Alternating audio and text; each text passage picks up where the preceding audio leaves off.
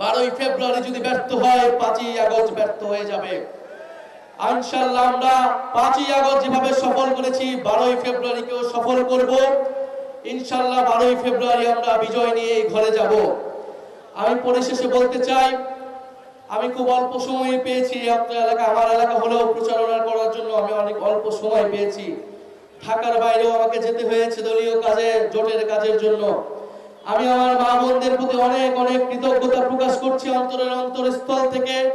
11 দলের যারা সমর্থক রয়েছেন, আমাদের নেতা কর্মীরা রয়েছেন, আমাদের মা বোনেরা, তরুণ সমাজ রয়েছেন, তারা এই অল্প দিনে আপনারা আমার জন্য, শাপলা কলির জন্য আমি আতিক ভাইয়ের প্রতি কৃতজ্ঞতা প্রকাশ করছি। জামাত ইসলামের সকল পর্যায়ের নেতৃবৃন্দের প্রতি, কর্মীবৃন্দের প্রতি কৃতজ্ঞতা প্রকাশ করছি। এনসিপির নেতৃকর্মীবৃন্দের প্রতি কৃতজ্ঞতা প্রকাশ করছি। আপনারা অল্প সময় আমাকে যে ভালোবাসা দিয়েছেন, নিজের সন্তানের মতো আপনারা যেভাবে আমার জন্য প্রচারণা করেছেন, বাড়ি বাড়ি গিয়েছেন, এটা অভূতপূর্ব। আমি এই ঋণ আপনাদের জন্য সবসময়, আপনাদের এই ঋণের কথা আমি মনে থাকবো এবং এই ঋণ আমি দেশের জন্য জীবন দিয়ে, দেশের জন্য কাজ করে আমি এই ঋণ পরিশোধ করবো ইনশাআল্লাহ।